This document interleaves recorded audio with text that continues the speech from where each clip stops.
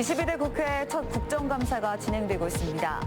충북의 야당 의원들은 대통령실과 정부의 비위 의혹을, 여당 의원들은 각 부처의 주요 정책에 대해 집중 질의했습니다.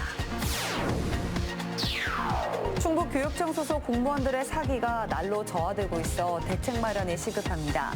저연차 공무원들의 퇴직은 늘고 있고 고연차 공무원들의 승진 적체는 해소되지 않고 있습니다. 지역 기업과 대학이 맞춤형 인재 양성을 위해 손을 맞잡고 현장 체험 교육을 진행했습니다. 인재를 발굴하고 지역에 머무르게 할 토대로 작용할지 기대를 모으고 있습니다.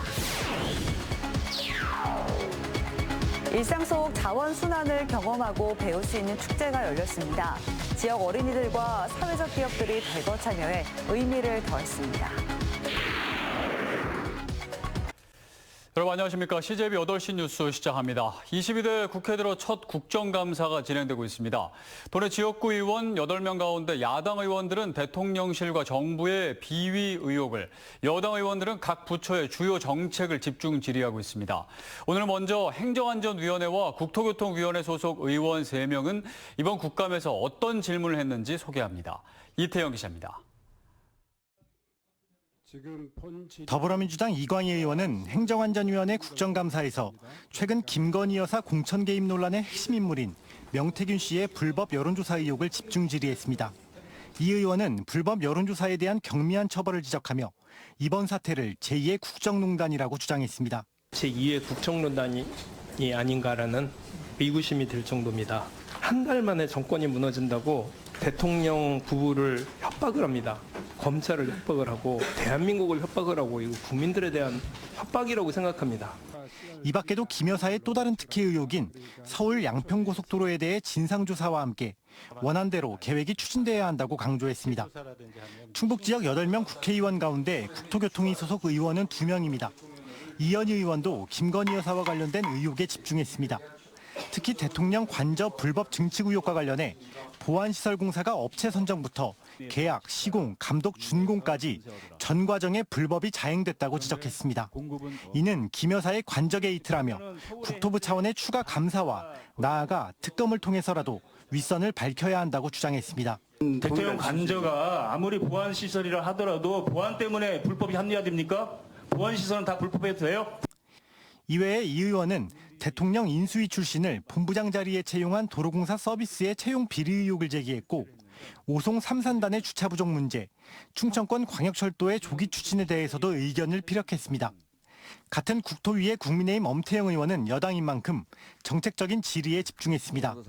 현재 전국 고속도로 휴게소 중 30%에 전기차 화재 발생 시 진화를 위한 소화기가 없고 절반 이상에는 리튬이온 배터리 전용 소화기가 설치돼 있지 않은 점 등을 지적하며 한국도로공사의 개선을 요구했습니다. 전기차 충전 중 화재 폭발의 주요 원인이 바로 빗물인데요. 눈비 가림막인 큐노피가 설치된 것도 3분의 2 정도밖에 안 됩니다. 사장님, 이 정도면 좀 심각한 상황 아닐까요? 엄 의원은 또 수도권 공공분양단지들의 잇따른 사업 지원으로 사전 청약을 받은 가구의 부담 비용이 4천만 원 가까이 늘어난 점, 전세 보증금 반환 보증사고의 40%가 중국인 소유주택에서 발생하고 있는 점 등 관계 부처의 철저한 감독을 강조했습니다. CJB 이태현입니다. 충북교육청에 소속된 지방 공무원들의 사기가 날로 저하되고 있어 대책 마련이 시급합니다. 저연차 공무원의 퇴직은 늘고 고연차 공무원들은 승진 적체에 낙담하고 있습니다. 조상호 기자입니다. 시도교육청 지방 공무원들은 공시족들이 가장 선호하는 직장 중 하나로 평균 경쟁률이 10대 1을 넘나듭니다. 하지만 합격의 기쁨을 뒤로하고 스스로 그만두는 저연차 공무원들이 계속 증가하는 추세입니다. 충북교육청 소속 5년 미만의 저연차 공무원 중 의원 면직한 인원은 지난 2020년 10명이었지만 지난해엔 23명으로 늘었습니다. 낮은 보수가 첫 번째 이유로 꼽힙니다. 올해 공무원 9급 1호봉 임금은 기본급과 각종 수당을 포함해 232만 원으로 최저임금 월급 환산액보다 불과 26만 원 많은 수준입니다. 다른 요인도 많습니다. 연금에 대한 부분의 불안함과 그다음에 MZ의 특성과 조직 문화의 그 괴리감이 상당히 크고요. 그걸로 인해서 새로운 업무들이 점점 생겨나는데 그거에 대한 감당이 개인 스트레스가 점점 늘어나고 있는 상황입니다. 고연차 공무원들은 승진 적체가 해소되지 않아 열심히 일할 동기부여가 사라지고 있습니다. 충북교육청 지방공무원이 9급 임용 후 5급으로 승진하는 데 소요되는 기간은 사서직이 27년, 교육행정 25년, 전산직 24년에 이릅니다. 그나마 6급을 끝으로 퇴직하는 인원이 더 많다 보니 상위 직급 정원을 늘려달라는 요구가 계속되고 있습니다. 정원을 전국 평균 이상으로 책정을 하고 또 현원을 그에 맞게끔 승진 발령을 내면 얼마든지 가능한 거거든요. 근데 거기에 대해서 관심을 안 갖고 있다는 게 좀 안타까울 뿐입니다. 충북교육청은 복무조례 개정을 통해 저연차 공무원 복지를 확대하고 상설협의체를 구성해 승진 적체 문제를 논의할 계획이라고 밝혔습니다. CJB 조상우입니다. 반도체와 2차 전지 등 차세대 기술의 발전과 함께 관련 분야를 희망하는 학생들도 늘고 있는데요. 학생들의 꿈을 현실화하고 지역 인재로 성장할 수 있도록 충청대학교와 기업이 취업 약정형 현장 교육에 두 팔 걷고 나섰습니다. 안정원 기자입니다. 단양군 어상천면의 한 기업 연수원에 특별한 손님들이 찾아왔습니다. 청주 지역 특성화고와 충청대에서 반도체와 2차 전지 분야를 꿈꾸는 120여 명의 학생들입니다. 연매출 3조 원, 직원 수 5만 명에 육박하는 이 중견기업은 국내 대기업에 인력을 공급하는 2차 전지 관련 핵심 기업. 학생들의 견문을 넓히는 데 도움을 주고자 마련한 고교 연계 취업 약정형 현장 교육의 장입니다. 자기들이 느껴진다고 하면 그것이 자기가 살면서 그걸 응용하고 그거에 대한 부분을 개선하고 자기 나름대로의 어떤 부분을 설계할 수 있는 그런 계기는 되지 않을까. 평소 이론으로만 접하던 대규모 반도체 장비들을 실제로 마주한 학생들. 설명을 듣고 직접 조립까지 해보며 현장에 대한 이해도를 높입니다. 반도체에 대해서 다양한 점을 알게 되고 또 체험도 해보니까 확실히 반도체 관련 직종에는 좀 더 자신감을 갖고 도전할 수 있을 것 같습니다. 3구가 또 이제 대기업 하이닉스에 취업할 수 있는 그런 연계고리가 되는 그런 기업으로서 청주공고나 하이텍고나 그다음에 충북공고는 상당히 의미 있는. 지난 8월 지역 기업과 교육기관 간 산업 수요 맞춤형 인재 양성을 위해 손을 맞잡은 충청대학교는 학생들의 실질적인 취업으로 이어질 수 있도록 속도를 낼 계획입니다. 오늘 이 3구 INC, MTS뿐만이 아니라 앞으로도 우리 충청대학은 이렇게 좋은 기업들을 발굴해서 우리 학생들과 함께하는 현장 체험 교육들을 계속 진행할 예정입니다. 지역과 산업, 대학과 연구 분야 간 긴밀한 협력이 꿈꾸는 인재를 발굴하고 지역에 머무르게 할 토대로 작용할지 기대를 모으고 있습니다. CJB 안정은입니다. SK하이닉스가 일상 속 자원 순환을 경험하고 그 가치를 배울 수 있는 뷰티풀 그린라이프 2024 축제를 마련했습니다. 환경 문제가 시대적 화두가 된 요즘 지역 어린이들과 사회적 기업들이 대거 참여해 의미를 더했습니다. 최현석 기자입니다. 청주 청소년 수련관 강당이 어린이들로 가득 찼습니다. 청주 지역 7군데 어린이집 원아들이 버려지는 쓰레기의 활용 방법을 배우고 체험하는 자리. 먼저 골판지로 의자를 만들어 봅니다.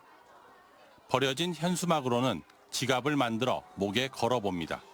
버려지는 현수막으로 지갑 만들어서 좋아요. 쓰레기를 어떻게 버리고 활용해야 하는지 아이들의 눈높이에 맞게 교육도 이뤄집니다. 막연하게 느껴졌던 환경 오염의 폐해를 알고 재활용의 가치를 배우는 소중한 자리입니다. 재활용을 하면서 다른 물건들도 만들고 가방도 만들고 그다음에 이제 환경도 보호할 수 있어서 되게 좋은 것 같아요. 그리고 이제 아이들이 더 많은 이제 깊이 알 수 있어서 아이들이 모은 헌옷이며 헌책, 페트병이 수거되고 사회적 기업들이 만든 제품을 살 수 있는 쿠폰이 지급됩니다. 자원 순환은 물론 가치 소비의 즐거움을 배웁니다. 시민들의 발길도 이어집니다. 버려진 종이를 활용한 업사이클링 초상화 체험은 단연 인기입니다. 폐현수막으로 나만의 토트백도 직접 만들어 봅니다. 환경 축제를 만들어서 자원순환의 의미를 좀 담고자 했고요. 일상 속에서 좀 이런 체험을 통해서 환경보호의 중요성도 알리고 좀 깨닫는 좀 취지를 좀 담아보고자. 이번 축제는 자원순환의 중요성은 물론 문화적 가치를 느낄 수 있는 음악 공연도 펼쳐져 의미를 더했습니다. CJB 최연석입니다.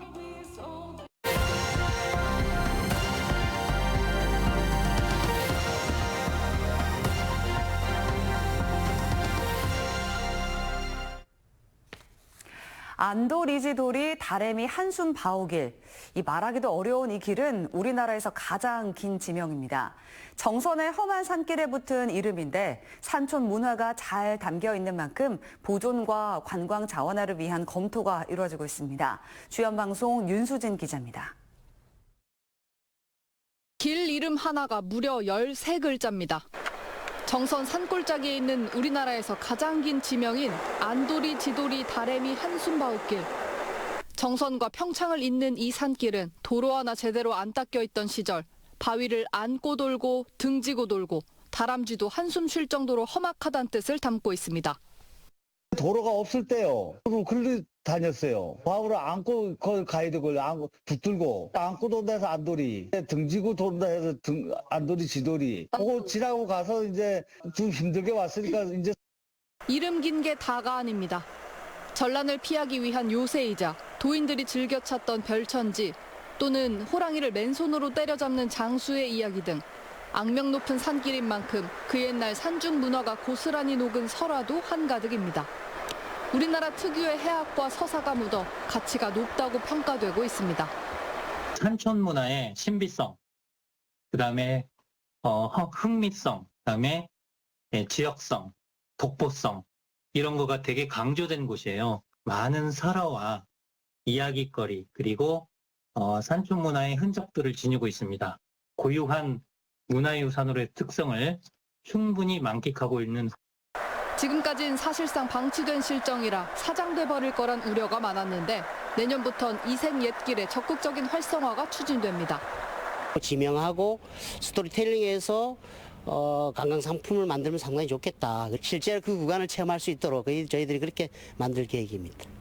정선구는 안도리 지도리 다래미 한숨바웃길 주변에 편의시설과 전망대 등을 설치해 옛길 보존과 관광 자원화에 힘쓸 계획입니다. 주원 뉴스 윤수진입니다.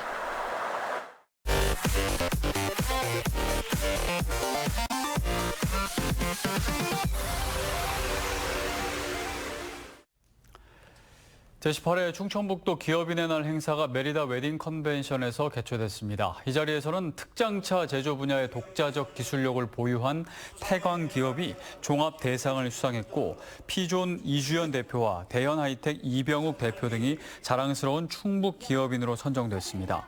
한편 충청북도는 고용 우수기업 15개사의 인증패를 수여한 가운데 이들 기업에게는 중소기업 정책자금 우대 지원과 해외 전시, 박람회 참가 등의 기회가 주어집니다. 2024 충북 발전 정책 세미나가 충북도청 대회의실에서 열렸습니다. 정책 세미나는 충북 발전을 위해 전문가들의 의견을 듣고 논의하는 자리로 생애 주기별 맞춤형 복지 정책의 전략적 추진과 지방 소멸 위기 속 외국인 노동자 유학생에 대한 대안이 제시됐습니다. 청주 사직동 충원탑 일대에 문화예술이 어우러진 복합문화 공간이 조성됩니다. 청주시는 오늘 최종 용역 보고회를 열고 홍욱 영령의 이름이 새겨진 추모의 벽, 다목적 공간, 휴식 공간 등을 조성하겠다는 계획을 발표했습니다. 총 사업비 70억 원이 투입되는 충원탑 추모 공원 사업은 오는 2026년 상반기 준공을 목표로 하고 있습니다. 충북교육청이 공간 재구조화 사업을 완료한 괴산고등학교에서 지역교육지원청 실무자들을 대상으로 사업 이해도를 높이기 위한 연수를 실시했습니다. 공간 재구조화는 학교 공간을 학교 특성과 사용자 의견을 반영해 창의적이고 감성적인 디자인으로 리모델링하는 사업으로 괴산고에는 161억 원의 예산이 투입됐습니다. 충북교육청은 인구 소멸 지역에서 증축 교실을 만들고 고교 학점제 수업을 위해 학생들이 원하는 교육 공간을 만들어 교육 만족도가 높아질 것으로 기대한다고 밝혔습니다.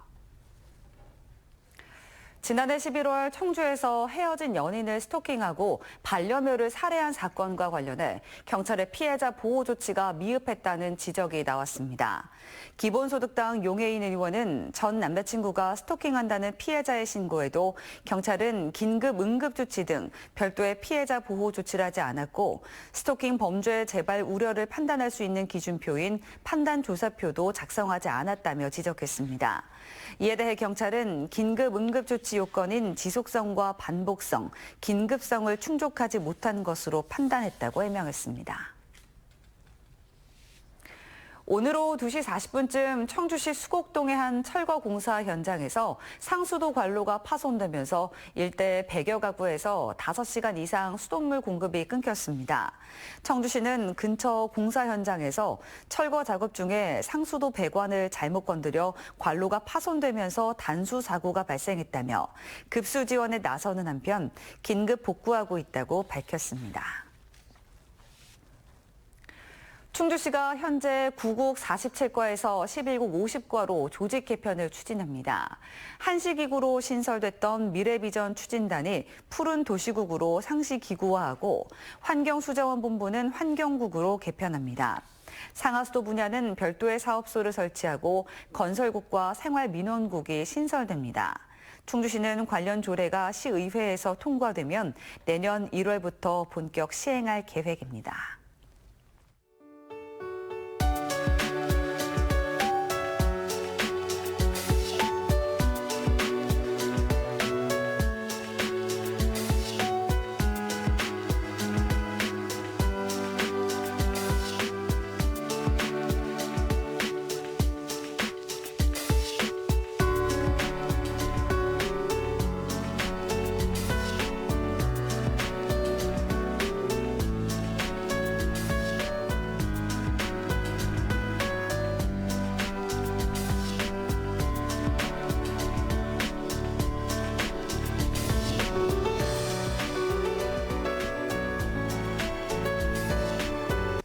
이상으로 CJB 8시 뉴스를 모두 마칩니다. 시청해주신 여러분 고맙습니다.